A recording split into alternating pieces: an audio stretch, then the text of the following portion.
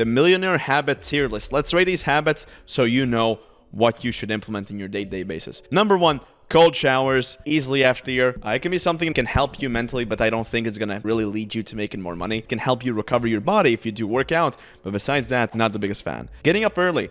Personally, for me, this is an A-tier habit. Some people don't like that, but you gotta figure out whether you're an early riser or a late night owl. Getting up early is one of the main things I have to do. If I do it, my routine is gonna be impeccable. Up next, eating good. S tier. The stuff you put in your body is going to impact how you feel, how your energy is. When you're younger, it doesn't impact you as much, but as you get older, I know so many people who preach eating good. And obviously, if you're always eating processed fat foods, you're not going to feel well. So obviously, you got to eat good, take care of your health, and your health's going to take care of your wealth. Up next, looking for feedback. It's an S tier. Looking for feedback is good. However, where most people have issues is filtering through the feedback, seeing which is important, what isn't important, understanding where this person's point of view is coming from, why they're saying the things they are saying. Then setting goals. I'd say this is an A tier habit. Personally, I'm having some issues with setting goals, but if you are clearly focused, if you know where you want to go, what specifically you want to do, it's great. When you're setting goals, you can't just say, oh, I want to make $1 million, but you need to be able to break it down. If you want to make $1 million, how many clients would you need? How much money is that per month? How are you going to do it? Are you going to do it through client work? Are you going to do it through e-commerce? What's going to be your vehicle that gets you there? And then you need to break down what you're going to sell at. What are the cost per goods? If you factor all these things together, so it's focus. If you, for example, an agency, how many clients does that mean? If you know you make $2,000 per client, you need around, I think, 44 clients that you make $1 million revenue. But is it going to be all profit or is it going to be revenue? So your goals are specific, they're not just vague. Then up next is having successful friends. Easily S tier. If you have friends that are successful, you're probably going to be successful too, just because of the opportunities that lie around. If you had money and then you had successful friends who maybe were into crypto, they could have given you some advice that gets you to invest into successful coins. Actually happened with me with one particular coin I'm not going to name. I kind of chucked in a couple G's and I did make some money from it. Listen, if you know people who are very good at real estate, you can start companies with them like we are doing right now. Same thing, if you have friends that do e-commerce, you can learn from them. And I've seen countless examples of people who have been mentored by great entrepreneurs and they've built themselves up as well. Then up next, journaling. For some people it could work. For me, I never really stuck to it. I'm gonna put it in D tier. I don't think it's really necessary. Yeah, whatever. Constantly learning. S tier. 100%. I don't think I even need to comment on that. Meditation. I'm gonna put it in the C tier. I think this can help you. Sometimes when my mind is fully cloudy, I have no idea what I want to do and what I need to, I would meditate. But it's not something I do on a day-to-day basis. Personally, it hasn't helped me that much, but it has those, small little benefits. Up next, we have mentoring others.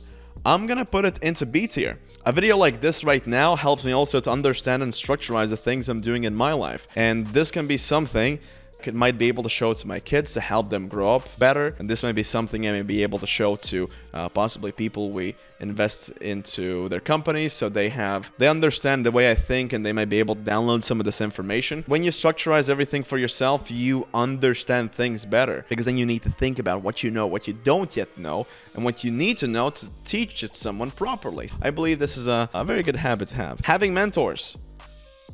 S tier. If you can have great mentors, they can give you great advice, that can give you great opportunities. The way you get mentors is you need to show others that you're worth their time. For me, there was actually this guy who reached out to me 2 years back, and he was getting into the internet marketing space. I was like, okay, cool, yada, yada, because I have people that come to me and they're not really serious. They tell me like, oh yeah, I'm gonna hustle, I'm gonna do this, and they end up just kind of failing or falling off. So I'm not really interested in giving advice to those kinds of people, and you need to be able to stand out from that. So you need to show that you're committed, you need to show results when you start having conversations with someone. What you need to know is what they like. If someone's really into cigars, get them and spend money on rare cigars that might be difficult to get. That's how you want to get a mentor, not just, by asking them to get a cup of coffee to pick their brain. They don't care. Not giving up. I'm going to give this an A tier.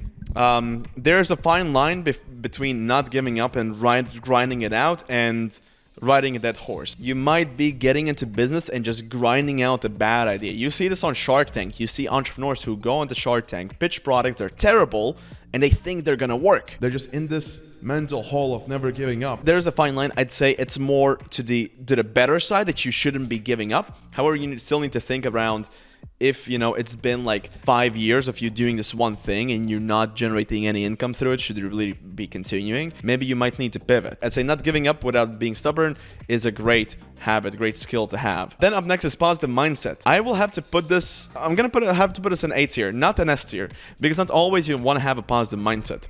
If you go into investments always with a positive mindset, you're gonna get scammed eventually, because you're not looking at things from a pessimistic lens. A lot of times you look at the worst case scenario. If everything goes south, goes wrong, how much money would I make? What would be, you know, my return? The way I started my businesses initially, I minimized my downside. I could only have upside. My downside was maybe my time. I wouldn't lose money, or I wouldn't lose too much time. So I was looking at things very skeptically. You need to have a positive mindset about your skill to execute. That's the difference. Then reading. I'm gonna give it a B tier because it's a great way for you to learn. It has helped me a lot. I've read a ton of books. You can just get into the loop of just reading for the sake of reading and not really learning anything. You have to learn how to read properly to gather information. You can't just read for the sake of reading. I'd rather read 3 books and reread them multiple times than just read multiple books and just get a lot of information. It's better to go deep, not broad. That's something I'm trying to make myself do as well. Getting good sleep. S tier, A tier, B tier.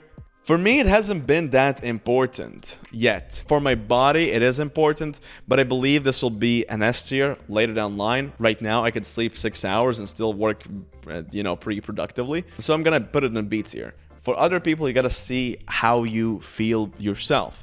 You might not be someone who can sleep 6 hours. You might need 8 hours or 9 hours, or maybe on the flip side, 9 hours too much and 7 hours perfect for you. So you kind of have to test it out. For me, it's a B. For others, it might be an A or an S tier. Volunteering. I'm gonna put it in F tier. If you volunteer to help like a charity and whatnot, you're taking time away from your business. At that point, if you are generating money, you might as well donate, and then you could provide more than by you going out and doing a specific thing. Because look, there could be people who could volunteer for these organizations, or people who these organizations might be able to employ to do the job, and you know, the funds you pay could help cover those expenses that might be more impactful than you volunteering yourself. Then last but not least, working out. Working out is an easily S tier for me. I'm biased through this because I used to be like a fitness micro-influencer. For me, it has boosted my confidence. It has boosted my physicality, how I look. Generally speaking, more people respect me because I'm more well-built than if I wasn't. Now, I am natural, so I'm not the biggest guy. If I hopped on gear, I could be bigger and more like, you know, intimidating and whatnot. But it's something cool. It helps you a lot. I'm lifting heavy, and it gives you this good feeling, like you feel like you can move a mountain. That's why you lift. Now look, as you've been watching this video to the entire end, I know you wanna live a better life. That's why I want you to click this video next and watch it so you can learn how to increase your income and live a better life. So tap here, and I'll see you on the other side.